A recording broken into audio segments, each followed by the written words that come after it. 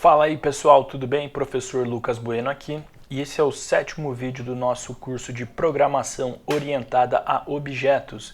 Nesse vídeo eu quero mostrar para vocês alguns novos tipos de variáveis, quero mostrar também como vocês podem ler valores do terminal, valores que o usuário digitar, e também a criação de um menu para que a gente tenha ali um programa mais interativo, tá bom? Então vamos lá.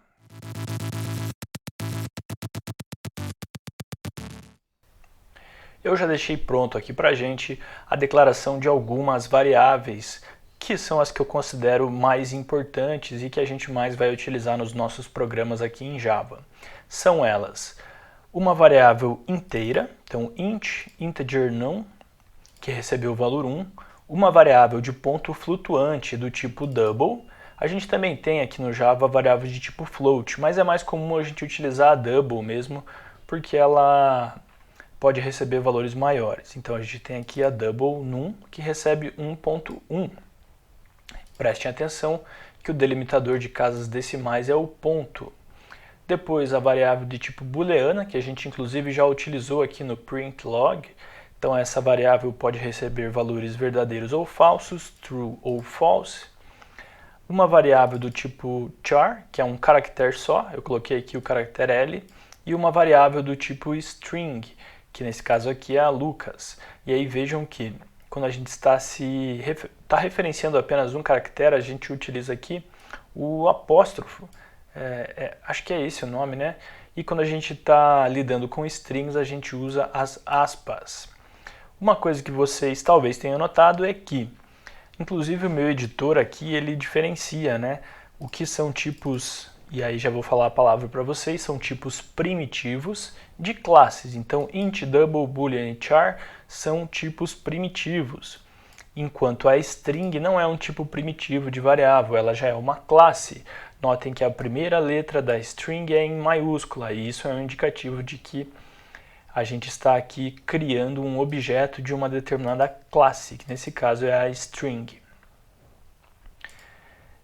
Então a string é uma exceção aqui no nosso programa Java, tá? E a gente consegue até mesmo inicializar ela apenas desta maneira aqui com as aspas. Vocês vão ver que para a gente inicializar os outros objetos, a gente sempre precisa utilizar aquele new e aí o tipo do objeto. Na string aqui a gente consegue inicializar dessa maneira mais fácil, tá bom? Então, um número inteiro, um número de ponto flutuante, uma variável booleana, uma variável de caractere e uma variável para uma frase, uma string.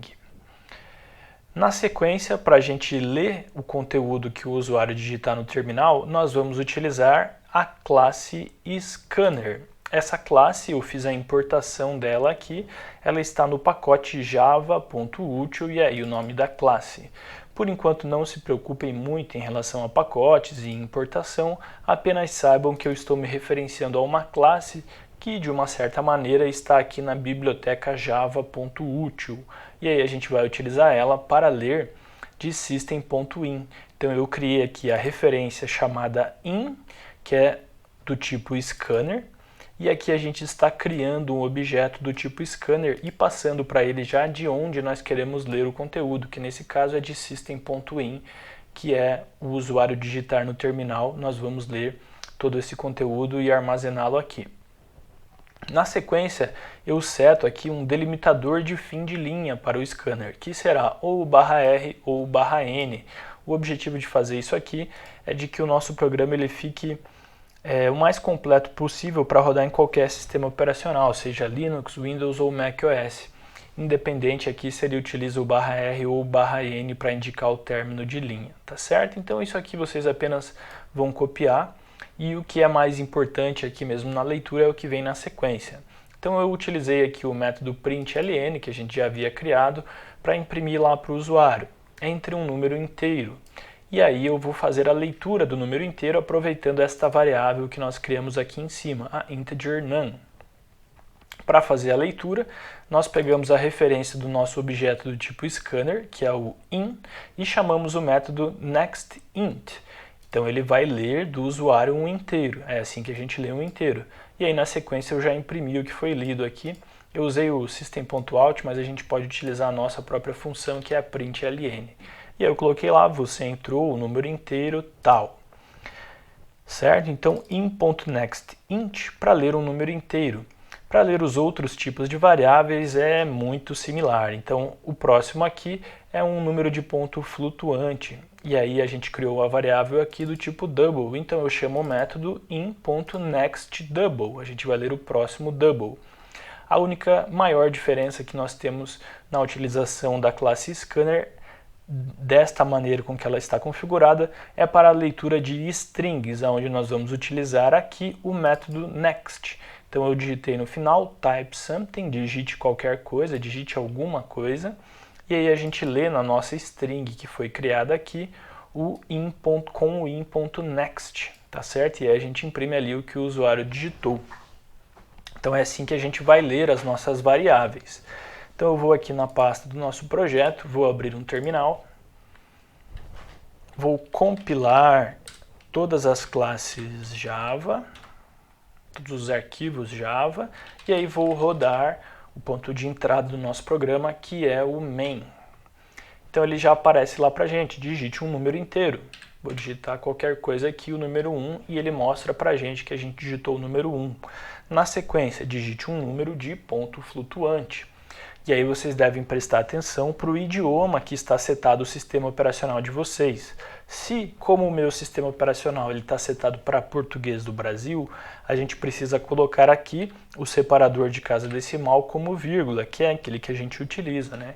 Então eu vou colocar qualquer número aqui, 5,8, e o Java vai imprimir para a gente que a gente digitou o número 5.8, então ele utiliza aqui o separador ponto, que é o mesmo que a gente utilizou ali no código fonte. Deixa eu minimizar aqui a pasta, e aí a gente consegue ver aqui que quando a gente inicializou essa variável, ela estava com ponto. Mas aqui no terminal, que é gerenciado pelo sistema operacional, a gente precisa digitar com vírgula, tá bom? E aí, por último, type something, que é uma string. Então eu vou colocar o meu nome aqui. E aí ele digitou lá, você digitou Lucas Bueno. Tá certo? Então, extremamente simples para a gente fazer a leitura das variáveis, dos valores que o usuário digitar e aí atribuir esses valores às variáveis. Aqui string, double num e integer num. Tá bom? Então eu quero mostrar para vocês também um menu sendo criado aqui no nosso programa para que a gente consiga deixar ele mais interativo, não iterativo, né?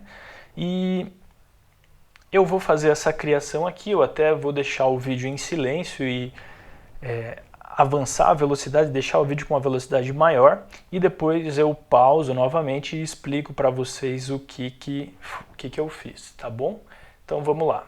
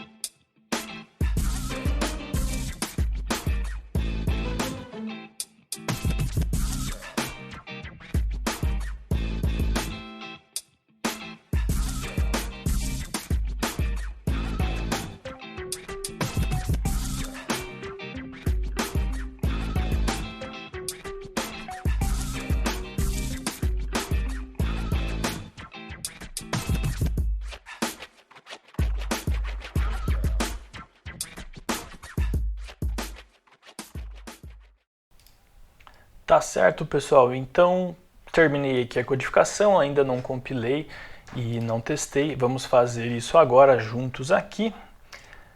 Já estamos aqui com o terminal, então vamos lá, compilar os arquivos. Opa, obviamente deu erro, né? Então o OP aqui, ele não encontrou. Ah, tá certo. Eu coloquei como user option, não como OP. Nossa, aqui. OP seria de option. Vamos ver lá se era só isso. Beleza, compilou. Deixa eu limpar o meu terminal aqui para a gente ver a execução do programa melhor. Então, Java main. Agora ele aparece lá para mim, então, seja bem-vindo. 0 para sair, 1 para cadastrar um desenvolvedor, 2 para listar os desenvolvedores cadastrados. Então eu vou testar todas as opções. Vamos lá. 0, até a próxima e terminou o programa. Beleza, vou rodar de novo. Agora eu vou testar aqui, vou começar listando os desenvolvedores primeiro. Não apareceu nada.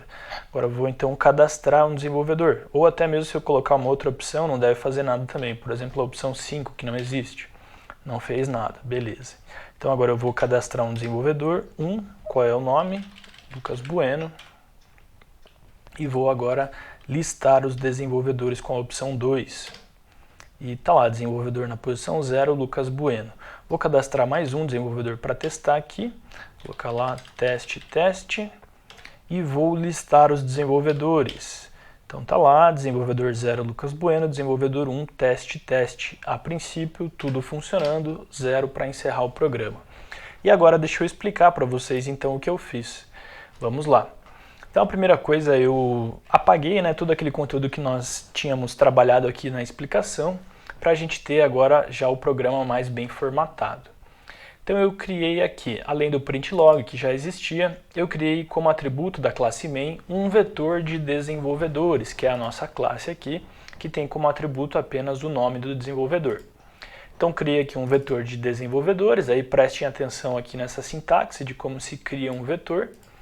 Então developer, e aí abre e fecha aqui, developers, new developer, e aí a gente indica aqui também nos colchetes qual é o tamanho desse nosso vetor. Eu coloquei 999 só para ser um número razoavelmente grande.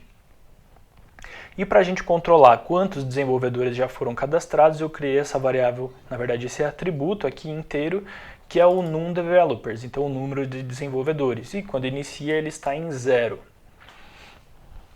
Aí no nosso método principal, o método main, eu inicializei o scanner, tá? Da mesma maneira que mostrei para vocês, isso aqui é só a criação do objeto, e aí imprimi lá, println, seja bem-vindo. E aí eu começo aqui um while true. De certa forma, quando eu coloco aqui while true, é um while infinito, tá bom? Então ele só vai parar esse while quando ele cair aqui no break. Então esse comando break serve para nós pararmos um while que está ocorrendo. Como esse while está infinito, quando o usuário digitar aqui a opção 0, aí a gente cai no break, tá bom? Dentro do while true, eu coloquei um print menu, a chamada desse método aqui, que eu escrevi aqui embaixo. Então o método print menu, ele é só uma série de println para a gente criar aquele menuzinho, aonde se o usuário digitar 0 é para sair, 1 é para cadastrar um desenvolvedor e 2 é para listar os desenvolvedores cadastrados. E aí ele fala lá para o usuário, digite sua opção. Eu optei por fazer um método separado para a gente não poluir muito aqui o método main, tá bom? Então procurem também nos códigos de vocês fazerem essas divisões dos métodos, tá? Para que cada um faça uma única coisa. Então nesse while true, sempre que a gente cair aqui, ele vai imprimir o menu. E aí eu criei uma variável chamada userOption, do tipo inteiro, e nós lemos ela utilizando o nosso scanner, que está sendo referenciado aqui através do in.nextInt. Aí nós lemos um número inteiro. Então depois de termos lido aqui esse número inteiro, nós fazemos 3 verificações. A gente olha se esse número inteiro, que é o userOption, é igual a 0, igual a 1 ou igual a 2, que são as opções aqui que o usuário pode digitar. Se for igual a 0, nós simplesmente colocamos o comando break. E quando o nosso if ele tem apenas um comando, a gente não precisa abrir e fechar as chaves, tá bom? Apesar de que é até recomendado para que o código fique mais legível, então a gente abrir e fechar as chaves aqui, para delimitar bem o que é este comando if, o que está dentro do escopo do if.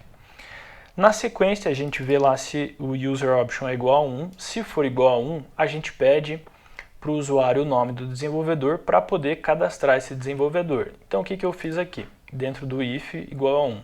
Eu criei um desenvolvedor com a referência dev. Então, esta referência dev é do tipo developer e a gente criou o objeto aqui, new developer. Aí eu imprimi lá para o usuário. Qual é o nome do desenvolvedor? E na sequência já li lá, da referência dev.name vai receber o que vier do scanner.next, que é o método para ler uma string. Então dev.name recebe in.next, ele vai receber o que o usuário digitar. Aí eu faço o seguinte, vou lá no meu vetor de desenvolvedores, que é o developers, na posição num_developers, que na primeira vez vai estar em 0, e atribuo a essa posição esse desenvolvedor que a gente acabou de cadastrar, tá certo? E somo aqui mais um na variável num_developers, então num_developers mais mais. Então a primeira vez é 0, daí depois é 1, 2, 3 e assim por diante. É importante vocês prestarem atenção também que essa variável dev, que foi criada dentro do escopo do if, ela existe apenas dentro desse if. Quando a gente sair para fora dele, terminar a execução do if, ela vai deixar de existir, tá bom? Então a próxima vez que cair aqui, ela será criada novamente. Com isso a gente criou o desenvolvedor, o objeto do tipo desenvolvedor, e armazenou ele nesse vetor de objetos do tipo desenvolvedor. E por último, a opção 2, que é aquela opção para listar os desenvolvedores. Então, assim como no if, quando nós temos apenas um comando, nós podemos omitir as chaves, no for nós também podemos. Inclusive esse if ele poderia ser assim, ó, sem nenhuma chave, porque o if tem apenas um comando que é o for, e aí o for tem apenas um comando que é o println. Mas, como comentei agora há pouco, é bom a gente colocar as chaves para delimitar bem qual é o escopo do if e qual é o escopo do for. E aí a gente usa aqui sempre também este alinhamento aqui das chaves, tá bom? É a identação. Cada vez que a gente entra num escopo diferente, a gente identa uma vez a mais. Então, se for a opção 2, nós vamos listar todos os desenvolvedores que estão armazenados no vetor. E aí a gente faz o for aqui, então a gente está declarando a variável indexDev, que ela vai existir apenas no escopo do for. Então o indexDev inicia em 0 e vai até que ele seja menor que num_developers. Então no início, num_developers vai ser 0, 0 é menor que 0, não, ele nunca vai executar o for. E na medida que a gente vai cadastrando novos desenvolvedores, a gente vai somando aqui na variável num_developers, e aí a gente vai imprimir os desenvolvedores de cada posição do vetor. E aí a gente soma aqui em indexDev mais mais. Tá certo? Chamei a minha função println e escrevi o seguinte, desenvolvedor, abri aqui o colchete e coloquei o índice que nós estamos percorrendo, que é o índice do for. Então vai ser a posição 0, posição 1, 2, 3, até chegar em ser menor que a variável num_developers. Aí comecei outra string, fechei aqui os colchetes, coloquei dois pontos e aí sim vou imprimir o nome do desenvolvedor. Então, vetor developers, no índice dev, que é aqui o índice do for, ponto name, tá certo? Então assim a gente imprime todos os nomes dos desenvolvedores. E aí a gente termina esse nosso while true aqui. Quando a gente sai do while true, utilizando a opção 0 aqui, que é o break, então a gente termina o while true aqui, ele vai, com o break ele sai, imprime até a próxima e aí sim termina o programa, tá certo?